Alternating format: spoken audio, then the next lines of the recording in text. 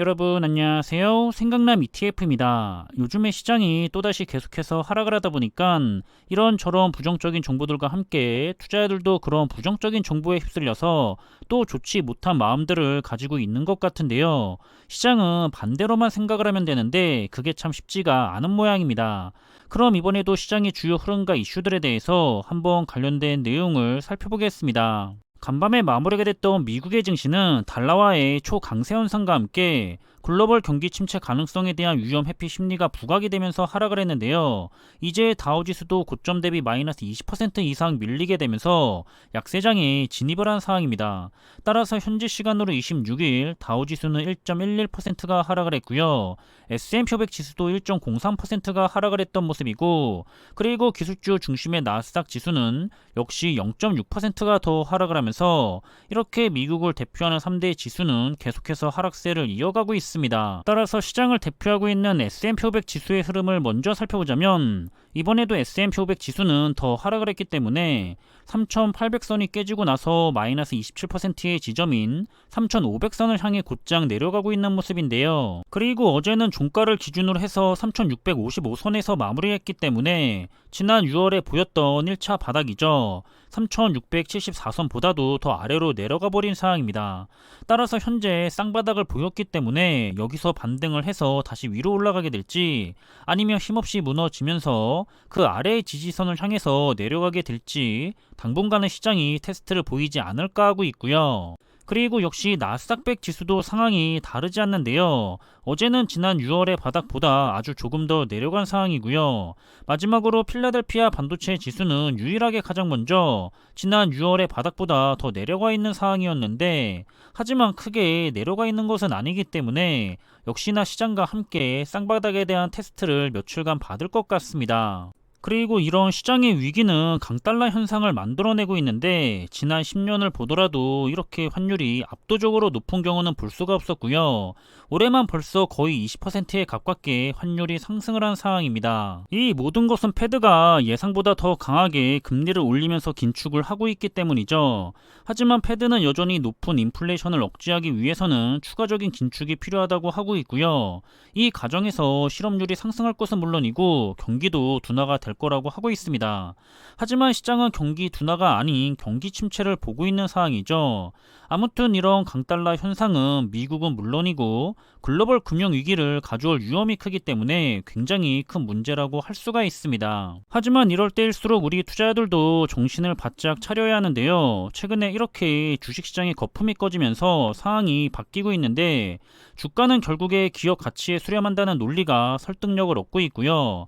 그래서 월가에서는 가치 투자의 원조인 워렌 버핏의 투자법을 재조명하는 움직임이 나타나고 있다고 합니다. 실제로 지난 2020년과 2021년에 주식시장의 큰 상승장에서는 많은 신흥 투자자가 등장을 했었는데요. 하지만 결국에는 워렌 버핏이 최종 승자가 됐다는 것을 정리한 보고서가 발표가 됐다고 하고요. 이렇게 저도 계속해서 따라가고 있지만 단기간에 높은 성과를 내려고 하는 투자자들이 너무나도 많은 상황입니다. 하지만 계속해서 강조를 하고 싶은 것은, 투자는 장기간에 걸쳐서 높은 복리의 효과로 자산을 불려야 한다는 것을 전달해드리고 싶고요.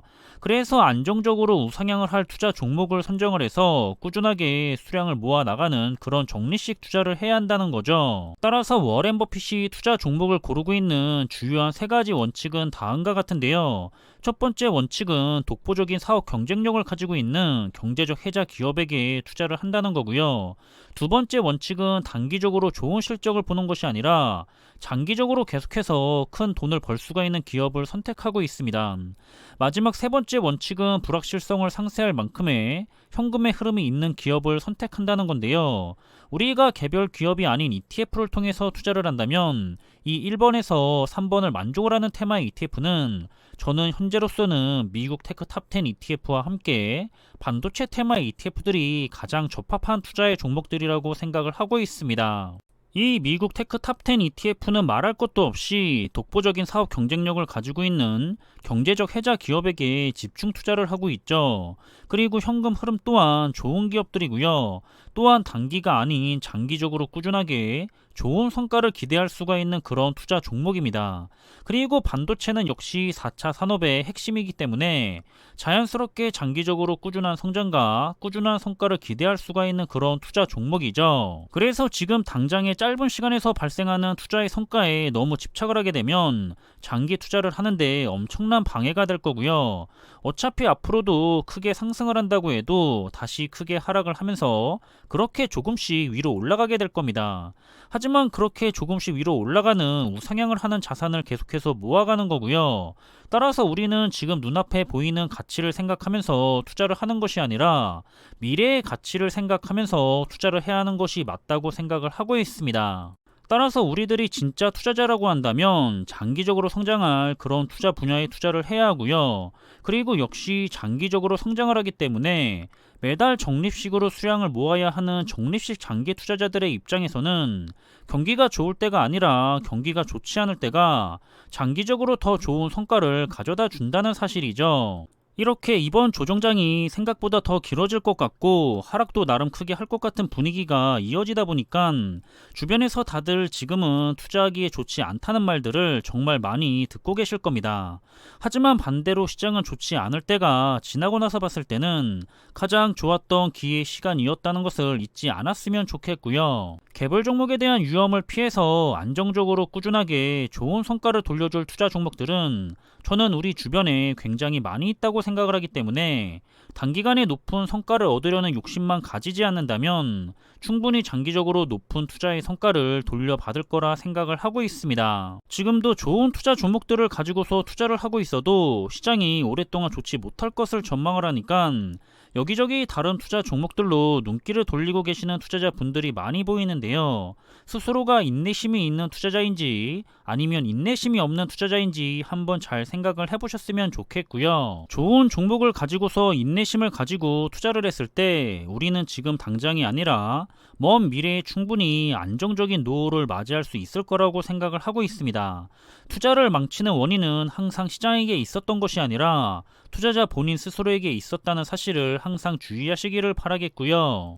이런 시장의 위기를 반대로 아주 좋은 기회라고 생각을 하면서 좋은 투자를 계속해서 이어가셨으면 좋겠는데요. 그게 이번 조정장을 통해서 느끼고는 있지만 많은 분들에게는 정말 쉽지 않은 것 같습니다. 말로만 하는 장기 투자가 아니라 실제로 실행에 옮기는 장기 투자자가 되시기를 바라겠고요. 그럼 이번 영상의 내용은 여기서 마무리하겠습니다. 항상 준비한 내용들이 여러분들과 함께 투자하는 데 있어서 많은 참고가 될 수 있는 그런 좋은 영상이 되기를 바라고 있고요. 심리적으로도 그리고 좋은 정보로도 도움이 되었으면 좋겠습니다. 그럼 영상이 도움이 되셨다면 구독과 좋아요 부탁드리고요. 저는 다음에 더 좋은 정보들로 찾아뵙겠습니다. 감사합니다.